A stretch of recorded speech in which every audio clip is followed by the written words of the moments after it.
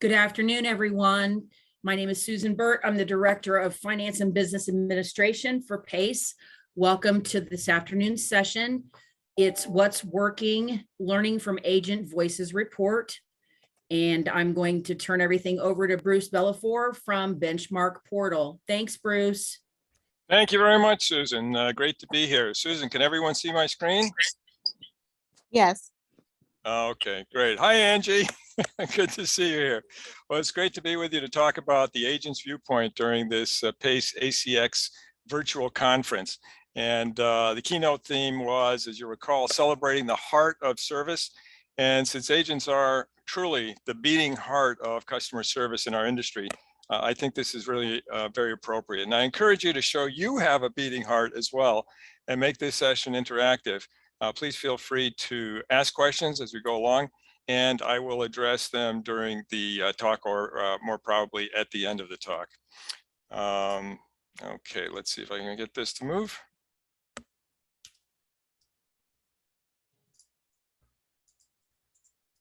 Okay, there we go. Okay, this is me, and I'm CEO of Benchmark Portal. And Benchmark Portal actually started as an activity at Purdue University back in 1995 when we did the very first benchmarking of customer contact centers. And the thing kind of grew from there. We're now recognized worldwide as the leader in contact center benchmarking with the largest database of contact center performance metrics and tools for benchmarking analytics. And some of the other things that we do, including the benchmarking, include training, as well as assessments and certification, in addition to the contact center benchmarking. So that's a little bit about us. And what really we want to talk about today is agents as the beating hearts of the call center. And this remains true today and even more so than it's ever been. Maybe even more today, because people are looking for human contact after 20 months of pandemic. And let's face it, the talk about automation replacing humans has been shown to be overblown. This is oftentimes the case with the various kinds of graphics we've seen about the adoption of technology. And our sector, although it has some very advanced people in it, also has a lot of tradition in it. In the voice channel, our benchmarked data shows that 46% of interactions are still between humans. So most are IVR and similar automated interactions, but 46% is a lot of interactions. If we look at what surveys of customers on preference for automation versus human agents, the data in the literature are kind of all over the place and often conditional.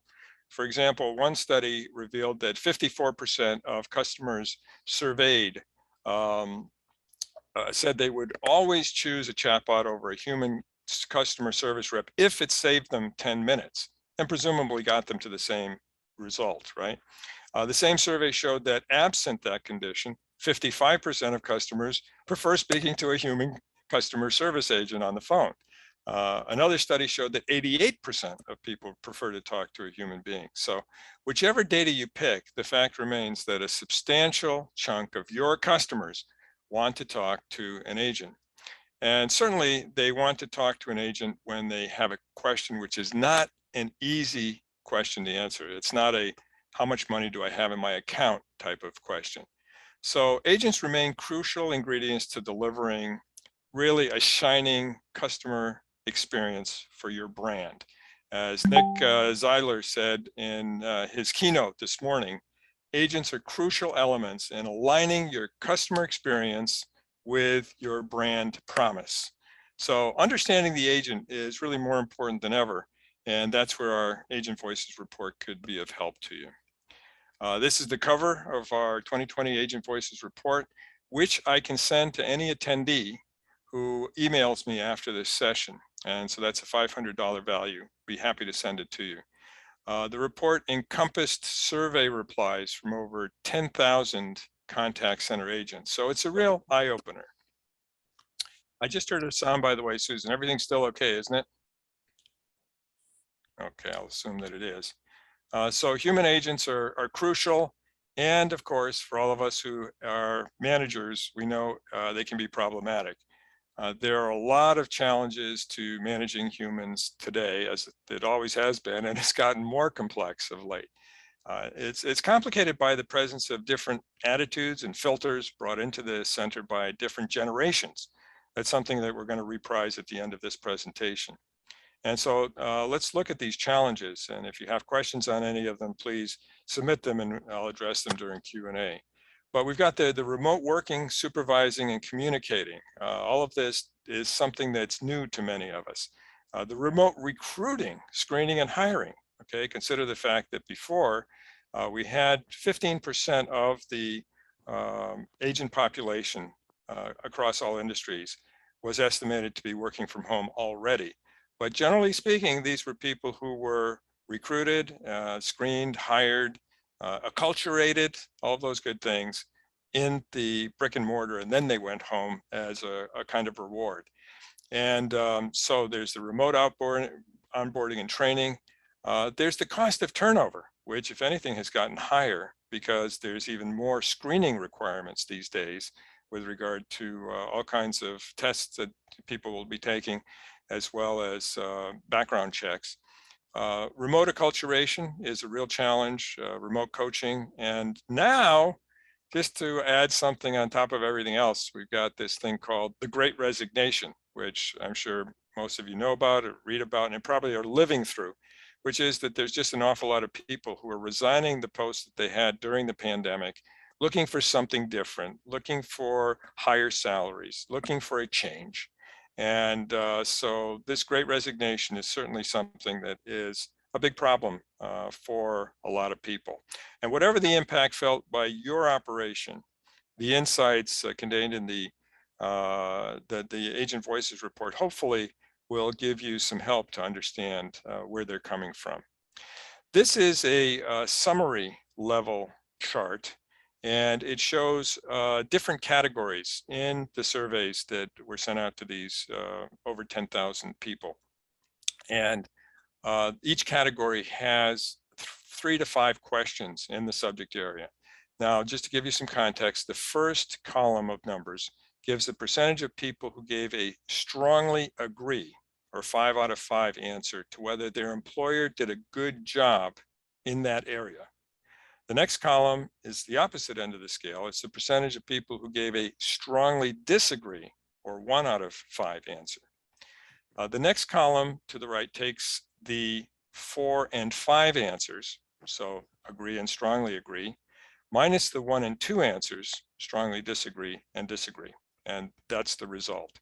And then the final column has the same for our 2015 report, which had most of the same questions. So agents indicate that they are very happy with things that equate to teamwork and are very happy with their direct supervisors and are much less happy with their work schedules and with career growth and compensation. So we're going to dig into some of these areas now, and we're going to spend particular time on these messages from the source, as I put it, from the agents themselves. So supervisors really remain key. This is something that I've been a big proponent of, and I'll talk about more in just a second. People want to know that work has meaning, contribution that they're making makes a difference in other people's lives. There's the flexibility part. There's professional development and training, empathy and respect, and compensation. So these are areas that we're going to focus on. There's a lot more to talk about, but it would take another half day. So we're just going to focus on these things for now. Here's one of my Drumbeat messages, as I said, in my speeches, my writings, and on Call Talk, which is my monthly online podcast on contact center topics, which has been airing since 2009, and which I invite all of you to listen to. And there's a number of people, I think, on here who have actually been on the Call Talk with me. So, you know, supervisors really are linchpins of every contact center, and they're keys to happy and productive contact centers. So if you look at the responses, these people, generally speaking, really like their supervisor. So the teamwork that comes out of the supervisor management style, the 2 highest categories in the study. So this is really good. I'm worried about it staying there because as a result of the pandemic. So I'm really concerned about it, and we'll talk about that a little bit more. The more cohesive the team, the more the supervisors are aligned with the interests and the well-being of their agents, as well as with the center and its reason for being, and the company, the better it is.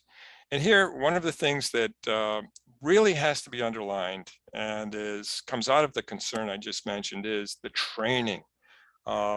This last bullet point is one that has really suffered during the pandemic and in the face of increased turnover.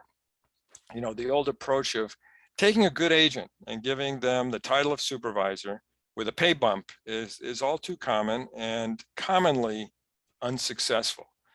Training and professional certification for this role is more important than ever. People need to know what they're getting into when they are taking on the position of supervisor. They need to be given the skills that they need to get on board.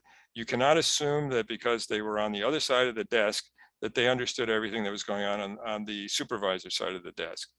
And it ties into career development theme, which emerged from the report and which I'll mention later. So this is a really important one. It's very close to my heart. If anybody has questions about best practices in this area, please do send them in and I'll try to address them at the end. But very, very important. In fact, one of the things that I have suggested over time is that the name supervisor be changed to agent advocate, because the most successful supervisors are going to be the ones who advocate for the professionalization and for the success of their agents. So this is a major area, major part of the whole contact center operation that cannot be underestimated, and in my opinion. Now, here's one about making a difference, communicating the meaningfulness of their work. It's become more important in recent years. Young people, our millennials and our Gen Zs, who don't feel their work has meaning, are more likely to up and leave, or just one day not even show up. I was talking to a contact center manager a couple of days ago, and she said, I'm just, flabbergasted. We hire these people, we vet them, they seem to be fine, and then, they come for a couple of days, and then they just don't show up. They don't even tell us. So it's really a concern. It's particularly problematic in today's world of difficulty in finding good people for jobs. And I don't find that most employers do a good job in communicating this importance. There's one center that I visited that handles calls on an outsourced basis for a state-based Affordable Care Act program. And I taught a course to the management team. It emerged that morale was low. And I mentioned 3 ways that managers could communicate to their people the incredible importance of what they do to the lives of the people who get health insurance through them. And I mentioned some scenarios in which they literally can change the lives of the people who contacted them. And the response was interesting. It was, wow, you're right. We need to communicate this message better to our people. We really do have a good story to tell. We haven't been telling it. And so my recommendation is to really take a close look at what your agents do, what your center does, what your mission statement is, and figure out how you can use those components to come up with ways that people can understand how important what they do with you is and how they help people. The human stories that can be told about the impacts made. Now, naturally, some centers have an easier time of doing this than others, depending on the types of calls taken. However, nearly all centers can tell their stories in a way that will inspire and bring meaning to the work done by their employees. And a lot of managers just don't know how, but if they think about it, they could. And I'll try to stimulate your thought processes by showing you a video we did for PACE's National Customer Service Week. It's now available for free on YouTube, and the message it sends should make everyone proud, really, to be part of the contact center industry. So here it is.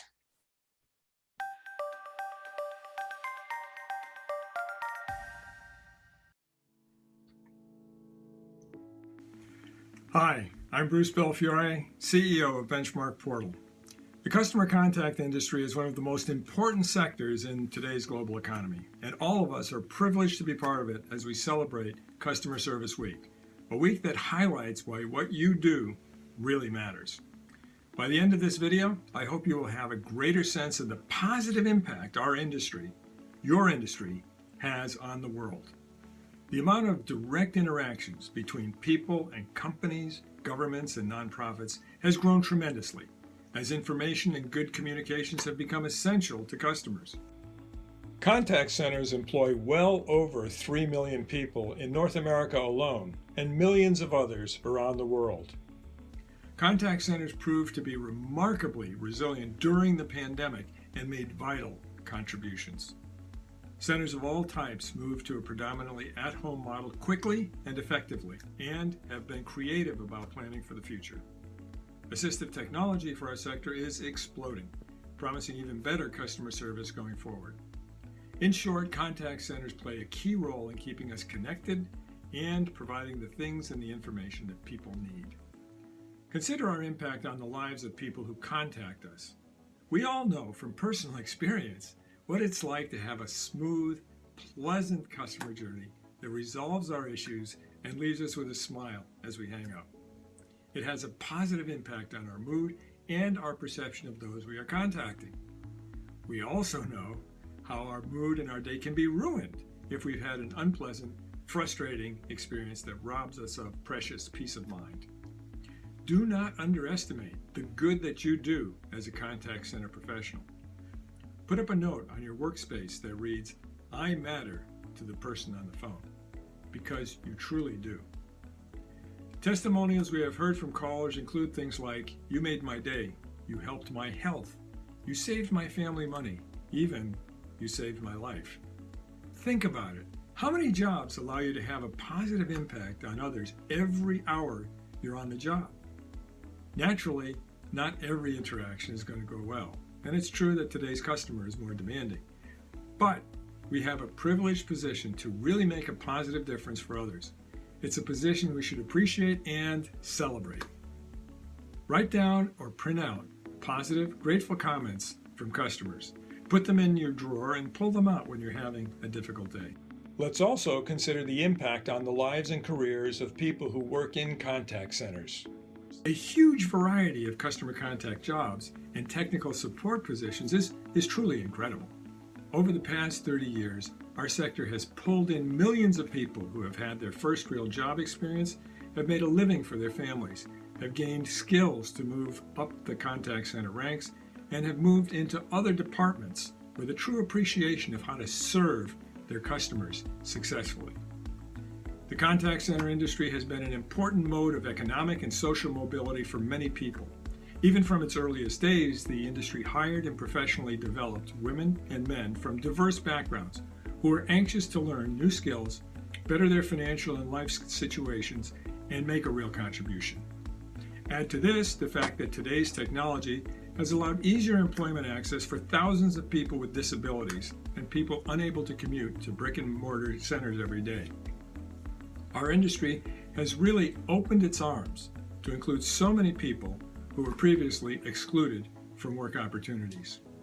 Also, millions of workers are now employed in centers that serve customers located in countries other than their own.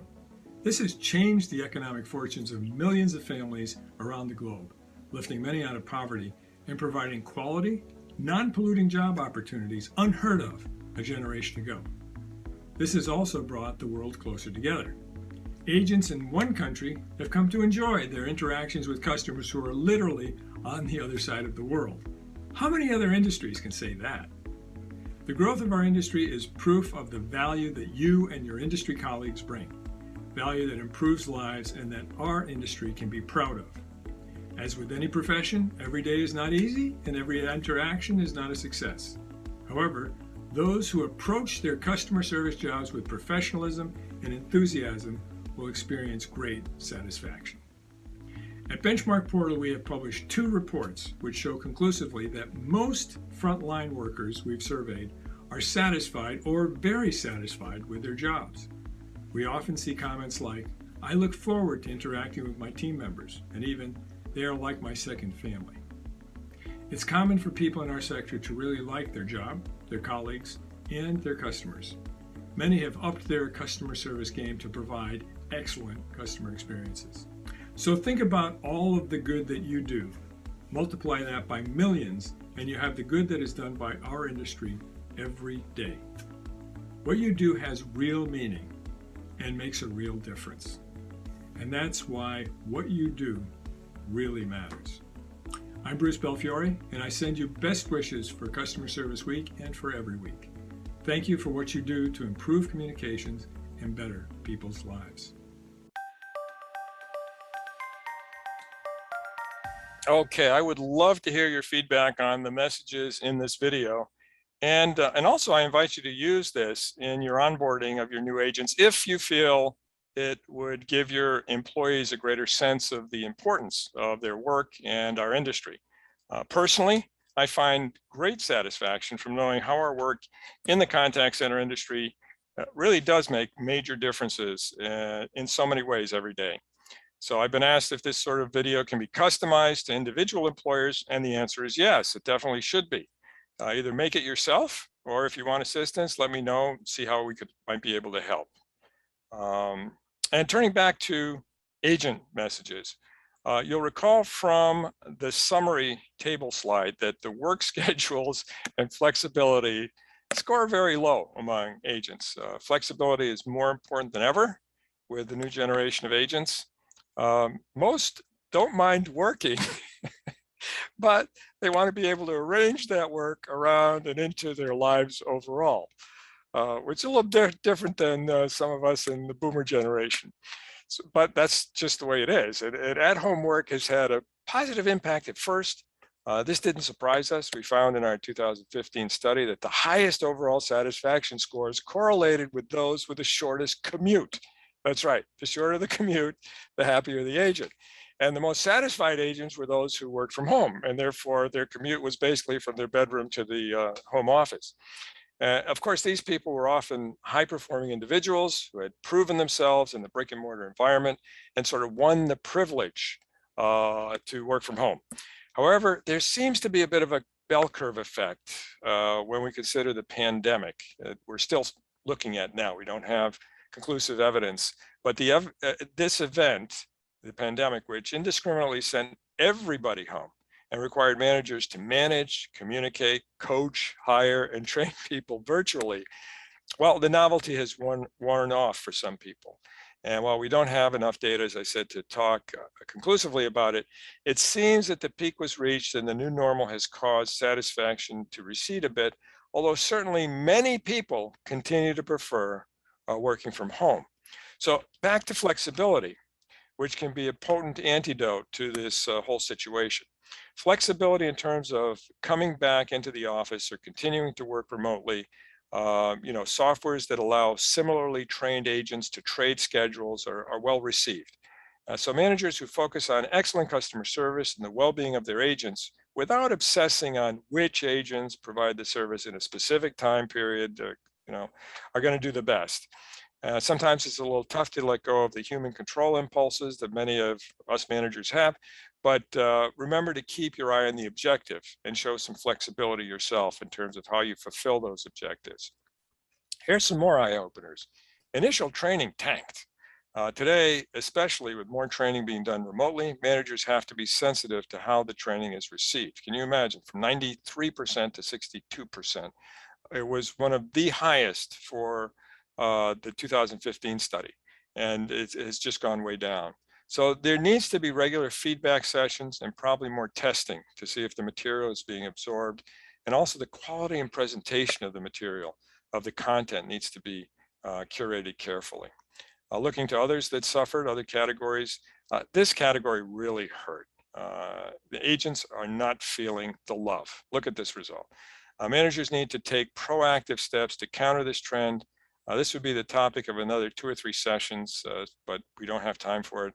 However, I encourage all of you to survey your agents. If you find you're in the same pot that the industry is, then look proactively for ways to improve your scores here. I say, remember the quote from Maya Angelou. right? And it's not going to be exact, but it isn't what people say to you that you will remember about them.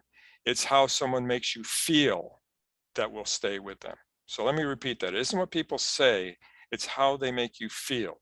So if you can make people feel better about themselves, their jobs, the empathy and respect you have for them and what they do, then you will do better off. And we see this issue all the time.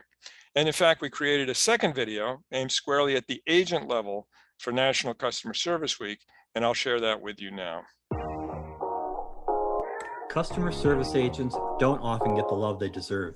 During the COVID-19 pandemic, millions of workers have had to find new ways of doing business in a suddenly changed world, with essential workers, including frontline contact center agents, working through a pandemic that at times shut down businesses, cities, and countries. What we've learned from the pandemic is who our everyday heroes are, and some of them are you, the contact center workers of the world. This is your contact center coach here to celebrate this year's Customer Service Week by emphasizing the things you do to contribute to our world as contact center agents and as everyday heroes. This video is brought to you by Benchmark Portal. People are feeling pretty unsettled right now, and increasingly customers want to speak with a live agent. No amount of super cool technology can replace the value of speaking with someone when someone is in need. So caller experience has never been more important or more difficult. COVID-19 has pushed some centers beyond their limits, forcing people literally overnight to begin working in a new environment, their home. This has created stress for contact center workers and technical support staff in figuring out how to operate in this unplanned for and suddenly different environment. The stress is real, and contact center workers have had to adapt to it with a smile. In addition to these work-at-home challenges, agents must still deal with rising customer expectations. There are modern-day unsung heroes who are much more than phone agents with a repository of information.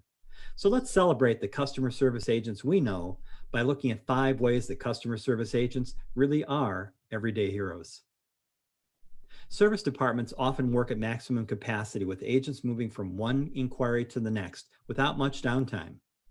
Agents solve anything from simple inquiries to complex problems in a timely manner while staying professional and friendly. They're true Zen masters of a stressful environment because whatever you throw at them, they remain calm and take the heat. Service agents typically manage 20 to 100 cases every day, often working on several simultaneously. This makes service agents masters of multitasking. Managing different cases while finding solutions for each of them, not a problem. Customer service agents excel at this every day. Service agents become product experts. They acquire and maintain a lot of knowledge simply by figuring out customers' problems and solving them. In many cases, service agents will already know how to handle a customer's problem, and if they don't, they know who to ask. When encountering new issues, service agents find solutions. Customer service agents are in the middle between customers and company. If they don't satisfy customers, the company will suffer. On top of that, they also have to adhere to personal performance goals and department-level KPIs. With all these waves crashing around them, service agents tend to be the most resilient rocks of any company. After all, some customers are tough to handle, and it takes a serious amount of patience and resilience to stay calm when dealing with these daily business challenges. For someone who enjoys being social, being a service agent is great because it can help many people and experience their happiness in an immediate and personal way. Let's face it though, customers often make contact because they have a problem, and some callers are not nice about it. Since service agents are expected to stay cool at all times, they often don't get the praise they deserve for managing stressful situations. So being able to greet each caller with a clean slate, with gratitude, and with empathy really is a superpower. Okay, so I'd love to hear your feedback on the messages in this video as well, and invite you to use it if you feel it will give your employees a greater sense of importance of their work. And you can find it on our website under the Learning Channel, And it's also on YouTube under Benchmark Portal, totally free. Bruce, Yes, Mark Boehmer would like to ask a question. sure. Mark, you can unmute and ask. Hey, Bruce, how are you? Good, Thanks so Mark. much for the thoughtful words to us so far, and the insights that you've shared. Really appreciate that.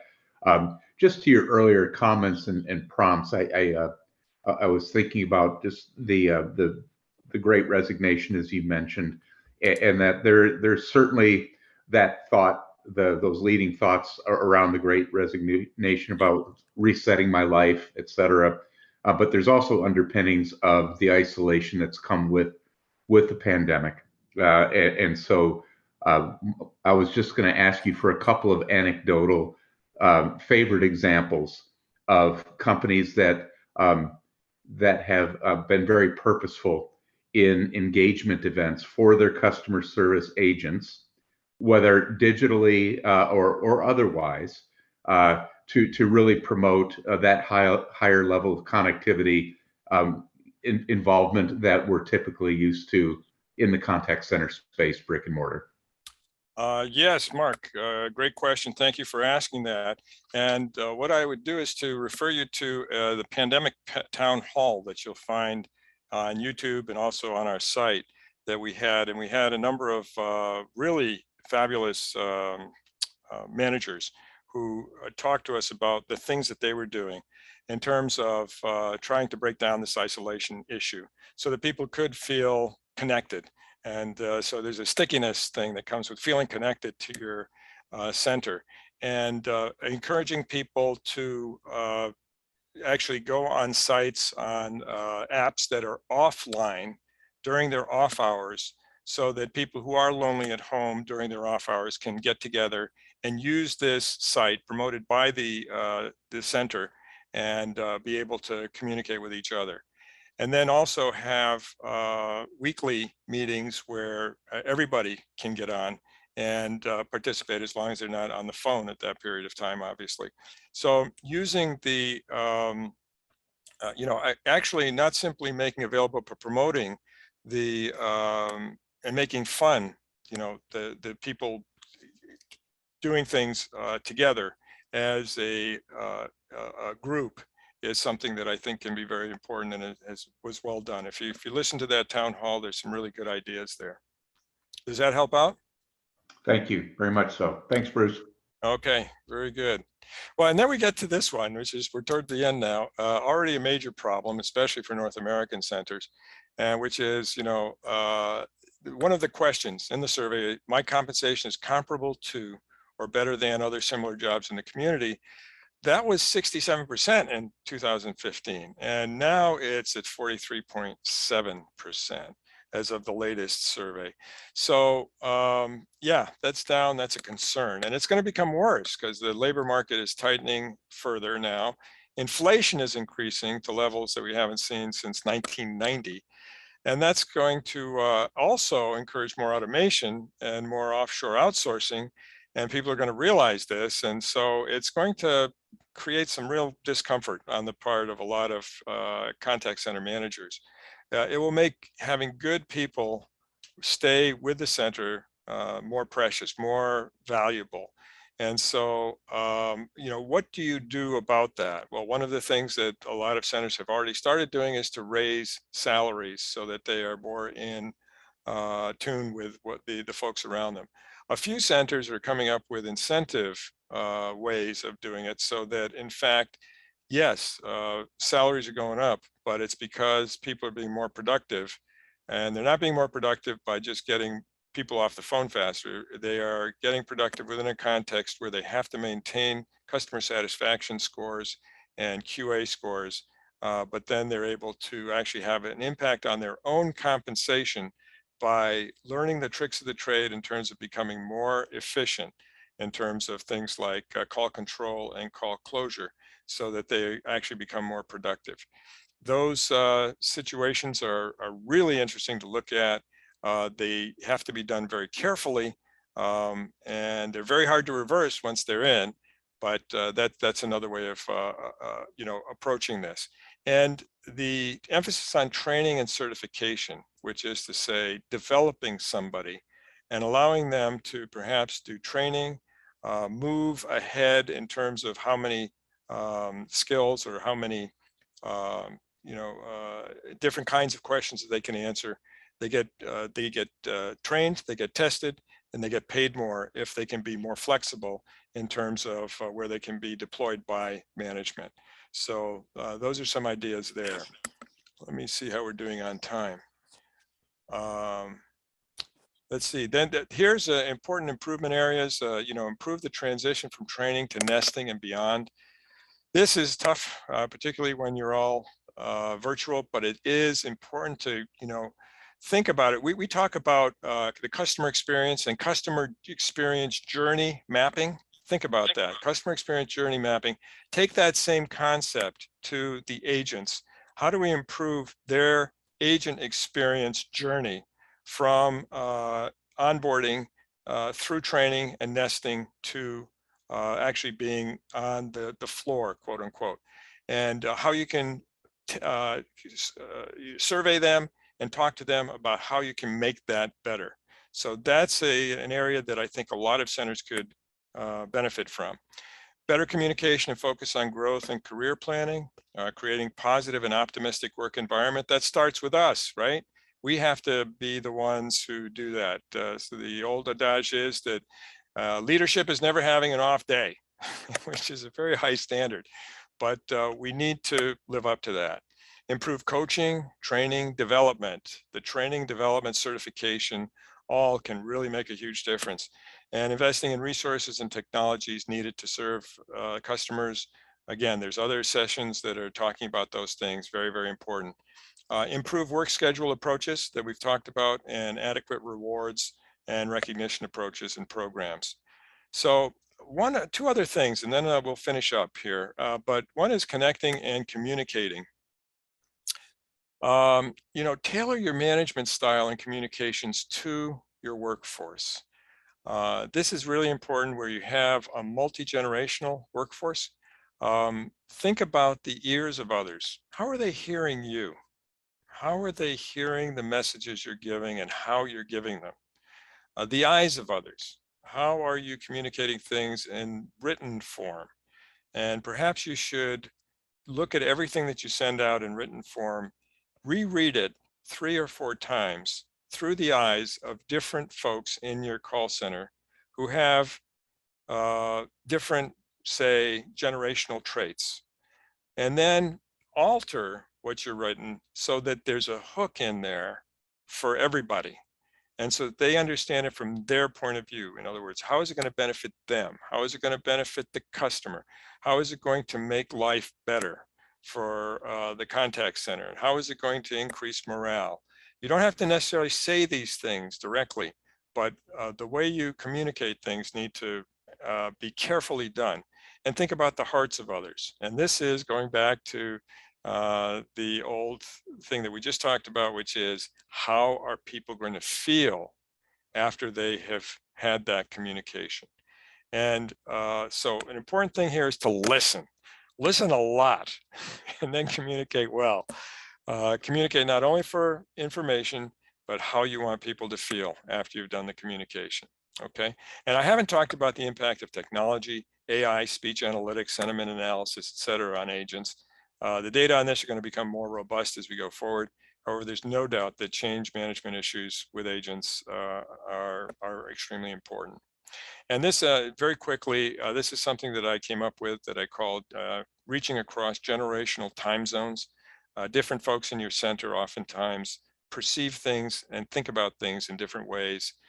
This isn't, you shouldn't over stereotype here, but it's just a matter of being aware of these things. And there's many other dimensions of diversity that you could be thinking about when you are communicating. So I just encourage you all to do that. And again, if anyone would like to have the Agent Voices report, please write to me at the email address that you see there. And yeah, email is better than probably going through the system that we have for the conference, because that's going to be taken down. So email would be the best there. So thanks for your attention. Happy to answer any questions.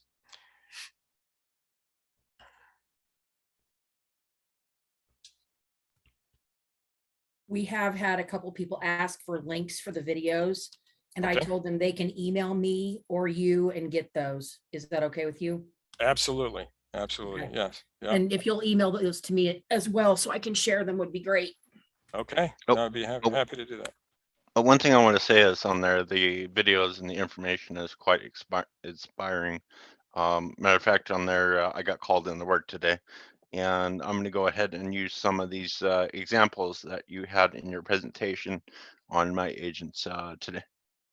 Excellent. Okay. Instant utilization. That's great, Sheldon. Sheldon, you and I were on the same team yesterday, weren't we, for the Yes, yes, we were. yes. Okay, that was fun. That was a good time. Yeah. Agreed. Okay, thank you for telling me that. No problem. Yeah. We have a couple minutes left if anyone has any further questions. Angie, say hi. Is Angie there? Yeah. Okay. She's still muted. Okay. Yeah, no problem. Thank you, Bruce, very much for Okay. this. Very, very informative. Good stuff. Okay, very good. Well, thank you very much. I really enjoyed it. And again, please email me if you have any questions. We're going to wrap it up. Thank you so much. Okay, Bye-bye. bye-bye.